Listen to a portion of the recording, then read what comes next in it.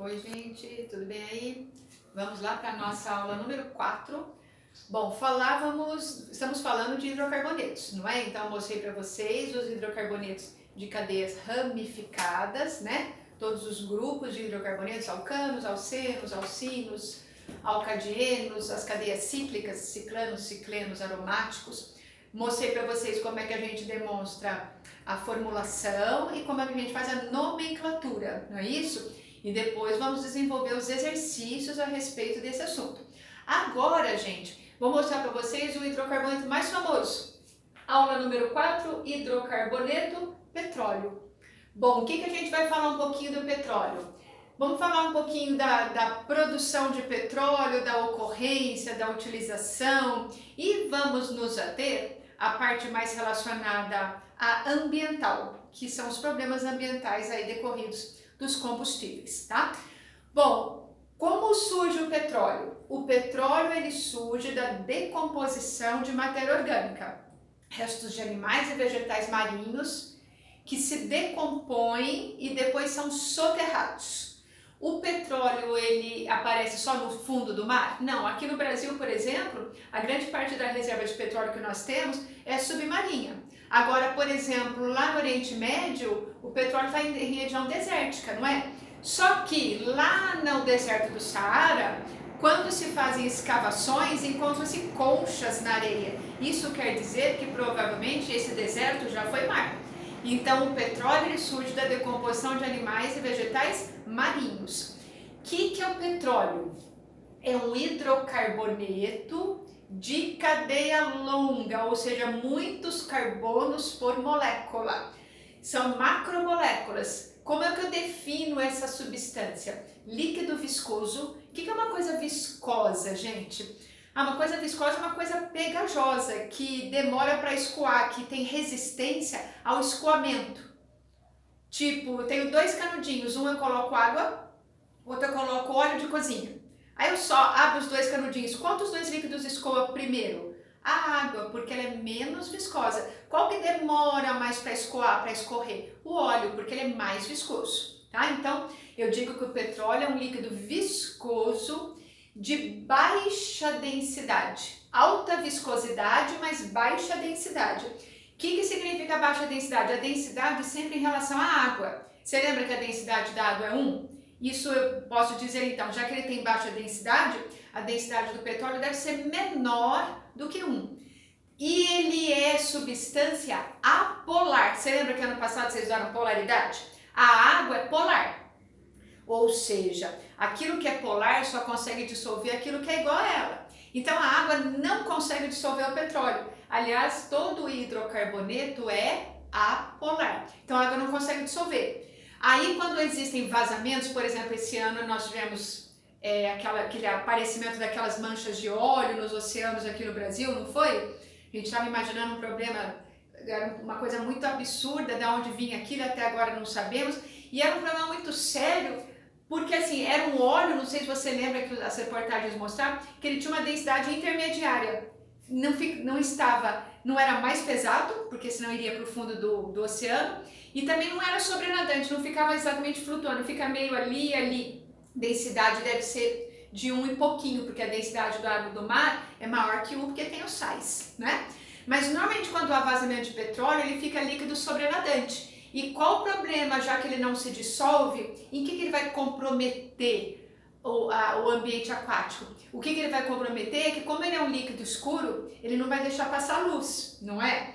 Não passando luz, o que as algas não vão conseguir fazer? Fotossíntese, ou seja, baixa quantidade de oxigênio no planeta, que são as algas que produzem oxigênio. Então, o derramamento de óleo no oceano é uma tragédia ambiental das maiores, né? Aí, tá lá, no oceano ou numa região continental tem petróleo. Aí o petróleo vai ser retirado através de sondas, de furação, como se fossem enormes brocas de furadeiras que vão recolher esse petróleo.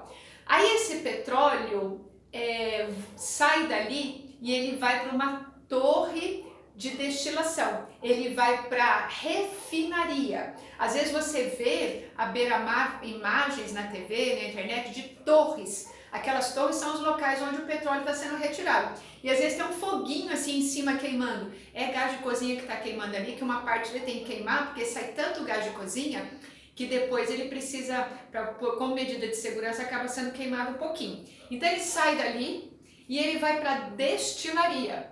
O que a destilaria faz? Bom, o próprio nome já diz, faz destilação. Que tipo de destilação que se faz no petróleo? É aquela destilação que vocês aprenderam no primeiro ano, que é a fracionada, que separa um líquido de outro líquido de outro líquido. Agora, como é que se faz essa separação? Por que dá certo? Porque cada um dos constituintes do petróleo ferve, tem um ponto de ebulição diferente. Então, um começa a ferver a 10 graus, o outro só vai ferver a 25, o outro só vai ferver a 80, sei lá. Então, eles vão se separando progressivamente, cada um num certo momento, aí fazendo a separação dos constituintes. Aí o que sai de lá? Ah, sai querosene, sai nafta, sai matéria-prima para fazer plástico, sai matéria-prima para fazer isopor, sai combustíveis, gasolina, o querosene que eu já citei, sai o óleo diesel, não é? Cada um dos constituintes vai se separando por destilação. E aí depois sobra o resto lá na torre, chama piche, que é aquele material que as pessoas usam aqui no Brasil para fazer asfalto. Então, do petróleo, eu recolho, eu aproveito tudo. Só que é uma operação de purificação bastante poluidora, tanto a retirada quanto o processo de refino, de destilação. Então, é um processo bastante poluente. Aí, cada um desses produtos vai sofrer um outro processo que chama craqueamento, que eles vão ser quebrados mais vezes, gerando tipos de combustíveis, tipos de plásticos, tipos de isopor. Aí esses produtos, esses vários subprodutos vão para a indústria chamada petroquímica. A indústria petroquímica que faz os plásticos, o isopor, a resina, o acrílico, os tecidos. Por exemplo, esses tecidos sintéticos que a gente ouve falar, poliéster, TNT, Difit, acho, né? Não lembro agora o nome direitinho. Todos esses produtos, uma parte pelo menos dessas fibras derivam do petróleo, que são os tecidos sintéticos. Então, eu posso dizer o seguinte, hoje, vamos imaginar assim, ó, amanhã a gente recebe a notícia de que acabou a gasolina no Brasil, não tem mais gasolina. Os nossos carros vão parar? Não, nós não somos mais dependentes do petróleo em relação a combustível, eu poderia dizer. Porque nós temos o álcool, o Brasil foi pioneiro inclusive no motor a álcool, nós temos o carro a gás, nós temos automóveis hoje que estão sendo desenvolvidos elétricos. Então é o seguinte, eu não posso mais dizer que nós somos dependentes do petróleo em relação à produção de combustíveis. Mas é fato que nós dependemos do petróleo para os produtos petroquímicos, que é o que eu citei, borracha, plástico, isopor, acrílico, tecido, cosméticos, enfim, existe uma infinidade de coisas que nós temos no nosso dia a dia que derivam do petróleo. Então, a nossa dependência é em relação aos produtos petroquímicos que derivam. Por isso, a necessidade de economia. O ideal seria que parássemos de usar combustível à base de petróleo, porque ele é altamente poluidor, para que a gente segurasse só com os petroquímicos. E mais ideal ainda será o dia em que a gente parar de usar plástico derivado do petróleo, que possamos usar plásticos recicláveis totalmente, biodegradáveis, que eu quero dizer, porque recicláveis eles são biodegradáveis, que não fôssemos mais única e exclusivamente produtores de coisas que derivam do petróleo, mas hoje o planeta é dependente do petróleo por isso, por causa dos petroquímicos, tá? Bom, então aí o petróleo vai para a indústria, sendo refinado, sendo utilizado para uma série de coisas e depois chega até nós na forma, por exemplo, de combustível, tá? O que eu quero mostrar para vocês hoje que nos interessa bastante? O problema ambiental gerado por esse tipo de combustível, tá? Então, vamos pensar o seguinte, ó, lá no posto de combustível, quando você vai, qualquer posto, existe hoje 4 combustíveis para vender. Hoje você consegue comprar lá diesel, que deriva do petróleo. Você tem no posto de combustível gasolina, que deriva do petróleo. Você tem o etanol, que é o álcool etílico, que não deriva do petróleo, ele vem da cana-de-açúcar. E hoje a gente tem o GNV, o gás natural veicular, que é o gás metano, que a gente já falou dele lá no comecinho do nosso curso, quando a gente falou do primeiro hidrocarboneto alcano, que era o CH4. Eu vou mostrar aqui para vocês esses combustíveis sendo utilizados numa máquina para gerar energia. E aí nós vamos nos ater aqui à questão ambiental. Então nós vamos falar das reações de combustão. O que é fazer combustão? É fazer com que um combustível gere energia.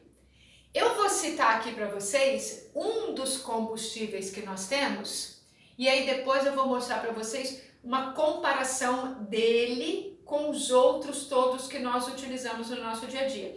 Vamos falar um pouquinho da reação de combustão da gasolina. A primeira reação que eu vou mostrar para vocês chama-se reação de combustão completa. Bom, o que é uma reação de combustão completa? É aquela reação que mostra condições ideais. O que é uma condição ideal? Imagine o seguinte, que o combustível que nós vamos usar é o de melhor qualidade possível, puro, puríssimo. Primeiro, isso não existe. Não é que não existe aqui, não existe um combustível puro, puríssimo. Mas vamos imaginar que nós tivéssemos um super puro. Ou seja, que a qualidade dele não vai interferir no processo, tá?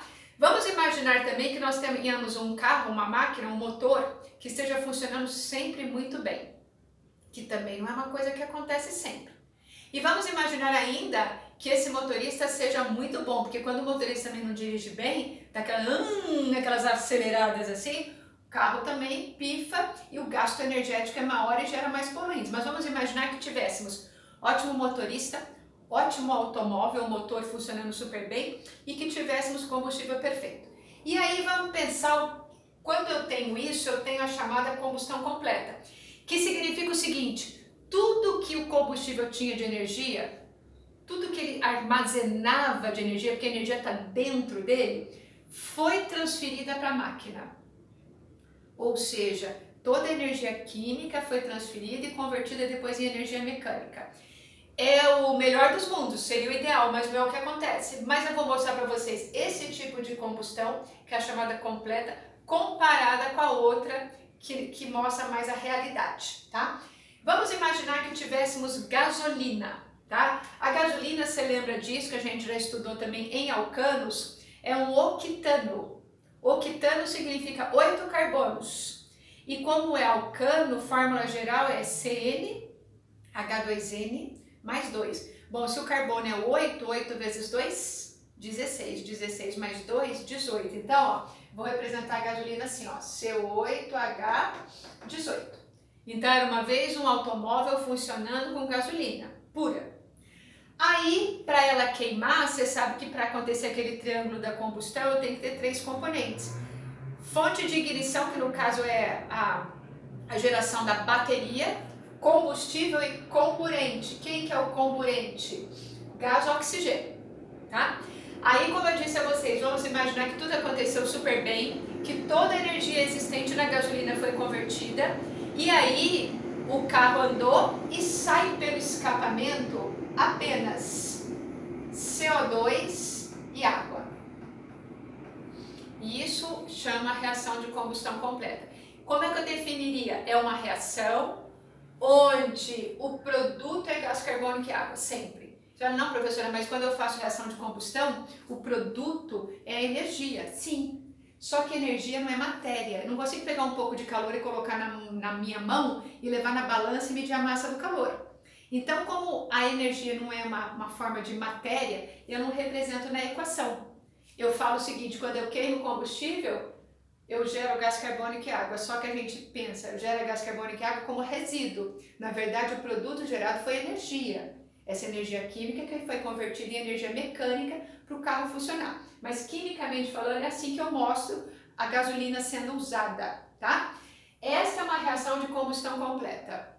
Você concorda que mesmo sendo condições ideais, há aqui a formação de um poluente? Que poluente é esse? CO2. O que é o CO2? Dióxido de carbono, que gera o efeito estufa. Como é que ele faz isso? Muito gás carbônico na atmosfera, muito, grande quantidade, o que vai acontecer? O Sol nos manda 2 raios, não é? O ultravioleta e o infravermelho.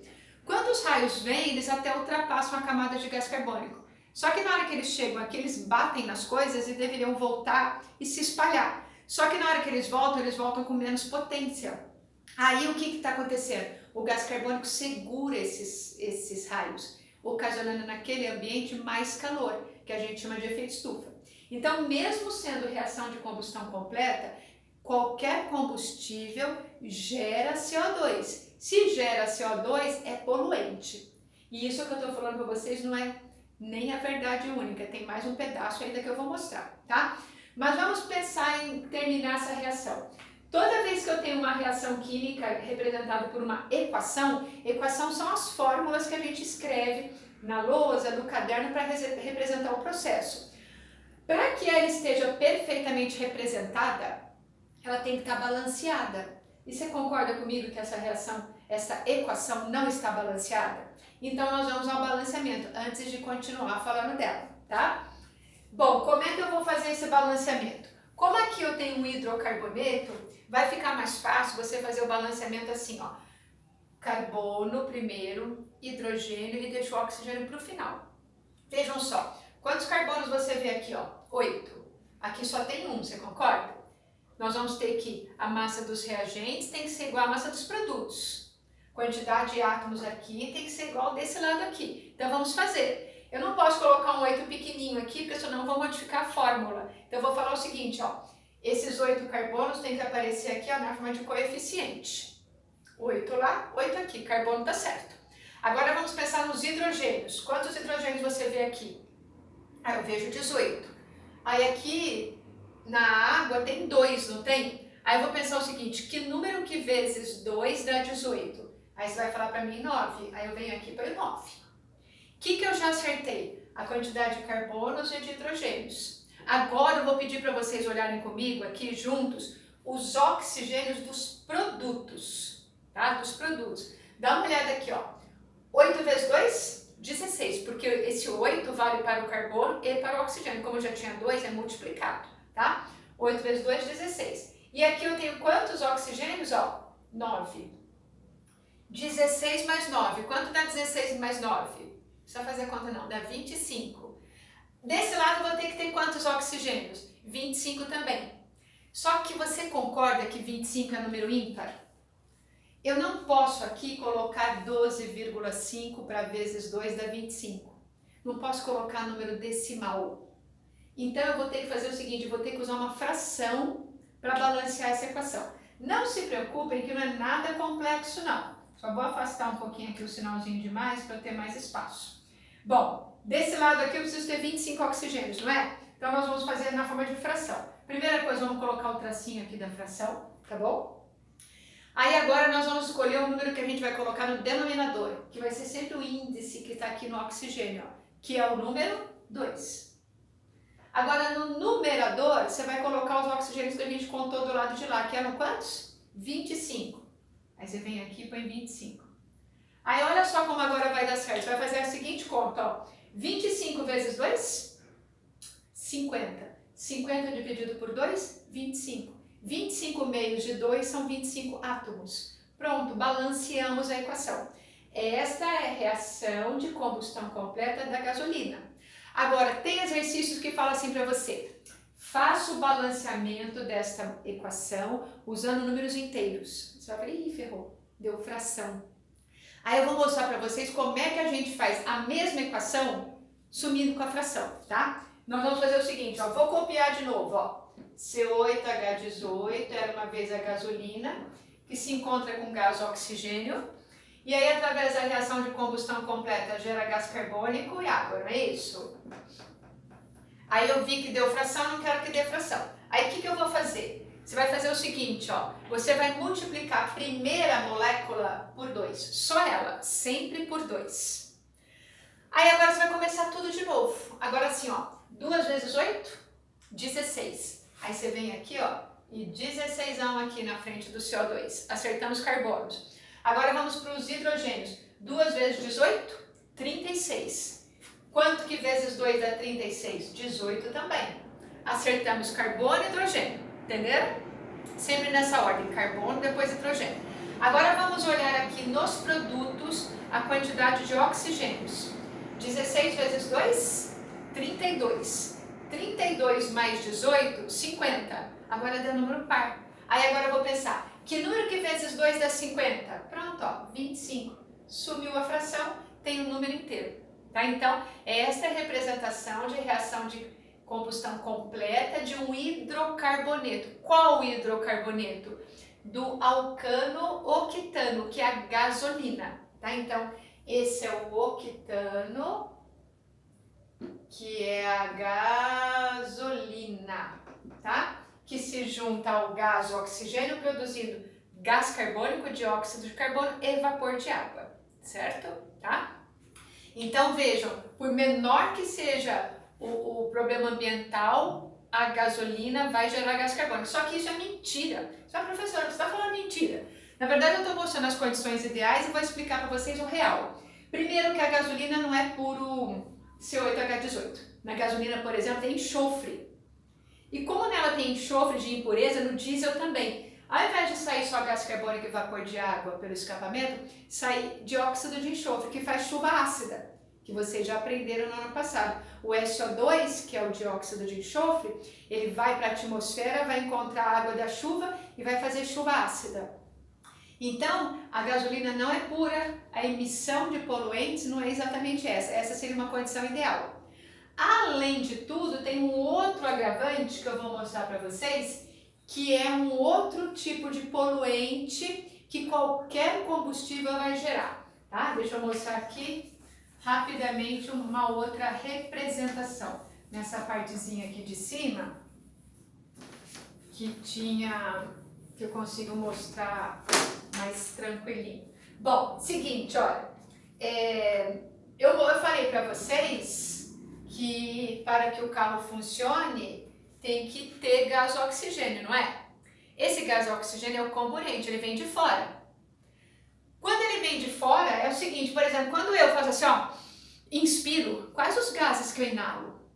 Todos. Você concorda? Tudo que tiver aqui na minha sala, eu estou inalando. O que eu aproveito para o meu processo de respiração celular é o gás oxigênio, mas a gente inala todos. O carro, a mesma coisa, você concorda? Quando o carro puxa, acho que é o radiador, não sei já exatamente que parte lá do carro. Quando ele puxa o ar atmosférico, esse ar ele é combinado de vários gases.